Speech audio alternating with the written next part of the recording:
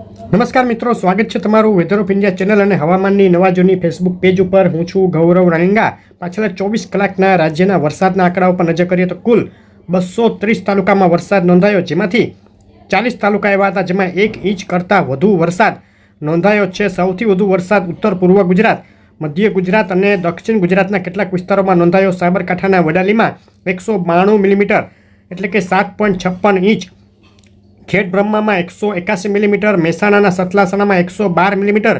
તે સિવાય સુરતના કેટલાક વિસ્તારો, આણંદ, ખેડા, પાટણ, વલસાડ જિલ્લો, પંચમહાલ જિલ્લો અને નર્મદા મહીસાગર જિલ્લાના વિસ્તારોમાં 1 થી લઈને 3 ઇંચ સુધીનો વરસાદ નોંધાવા પામ્યો છે. હવે આજે આપણે વાત કરીશું ગુજરાતના કયા વિસ્તારોમાં વધુ વરસાદની શક્યતા આવતી 24 કલાક દરમિયાન તેની. તો તે પહેલાં જે મિત્રો નવા હોય, પહેલીવાર વિડીયો જોતા હોય તેઓ ખાસ ચેનલ સબસ્ક્રાઈબ કરવાનું, ફેસબુકના મિત્રો પેજ ફોલો કરવાનું ભૂલશો નહીં.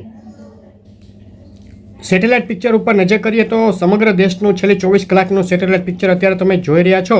એક લો પ્રેશર સિસ્ટમ હાલ પશ્ચિમ બંગાળના વિસ્તારો ઉપર છે, તેની સાથે જ એક મજબૂત સાયક્લોનિક સર્ક્યુલેશન આ વિસ્તારો ઉપર સ્થિત છે, જેને લઈને પશ્ચિમ બંગાળ, બંગાળની ખાડીથી લઈ અને ગુજરાત સુધીના વિસ્તારોમાં ગાઢ વાદળો જોવા મળી રહ્યા છે અને ચોમાસું સક્રિય મોડમાં છે.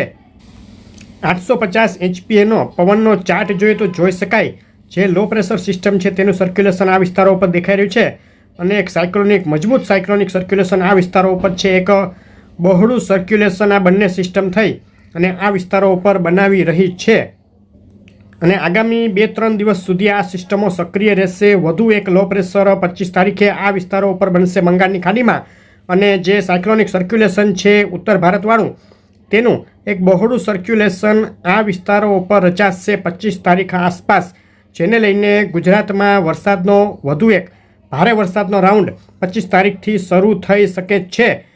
હજુ આજે અને આવતીકાલે પણ ભારે વરસાદ અમુક સ્થળે પડવાની શક્યતાઓ રહેલી છે. 700 HPA ઊંચાઈનો પવનનો ચાર્ટ અત્યારે તમે જોઈ રહ્યા છો. એક બહોળું સર્ક્યુલેશન આ વિસ્તારો ઉપર રચાયેલું છે, જેણે આ સમગ્ર વિસ્તારમાં ચોમાસાને હાલ સક્રિય રાખ્યું છે. 25-26 તારીખે એક સ્ટ્રોંગ સર્ક્યુલેશન આ વિસ્તારો ઉપર જોવા મળી શકે છે, જેનો ટ્રફ ગુજરાત સુધી આવશે, જેને લઈને ગુજરાતમાં વરસાદના વિસ્તારોમાં ફરીથી વધારો થતો જશે.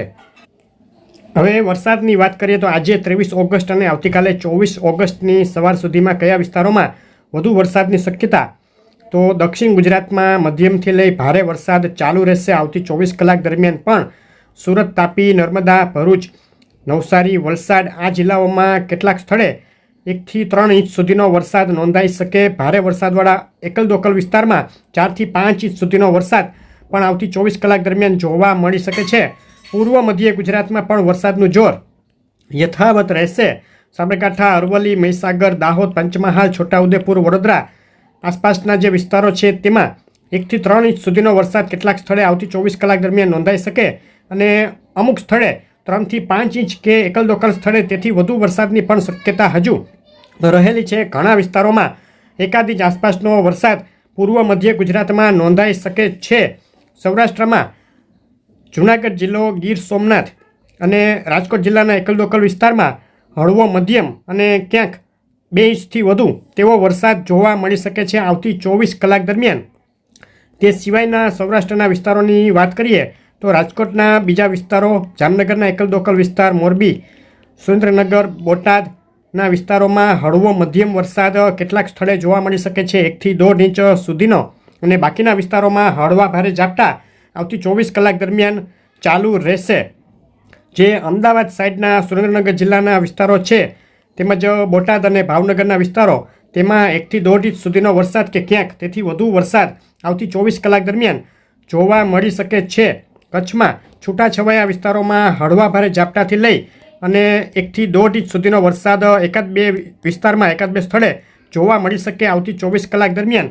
આવતીકાલથી ઉત્તર ગુજરાત, કચ્છ, પૂર્વ મધ્ય ગુજરાતમાં વરસાદના વિસ્તારોમાં આવતીકાલ સાંજથી વધારો થઈ શકે છે. ઉત્તર ગુજરાતમાં બનાસકાંઠાના વિસ્તારો, સાબરકાંઠા લાગુ વિસ્તારો, પાટણના વિસ્તારોમાં 1 થી 1.5 ઇંચ સુધીનો વરસાદ કેટલાક સ્થળે જોવા મળી શકે અને એકલ દોકલ સ્થળે 1.5 થી લઈ 3 ઇંચ સુધીનો વરસાદ જોવા મળી શકે છે આ વિસ્તારોમાં પણ આવતી 24 કલાક દરમિયાન. તો આ હતી આવતી 24 કલાક દરમિયાનની વરસાદની આગાહી. આગળની અપડેટો જોવા માટે વિડીયો લાઈક શેર કરી ચેનલ સબસ્ક્રાઈબ કરવાનું, ફેસબુકના મિત્રો પેજ ફોલો કરવાનું ભૂલશો નહીં. આભાર.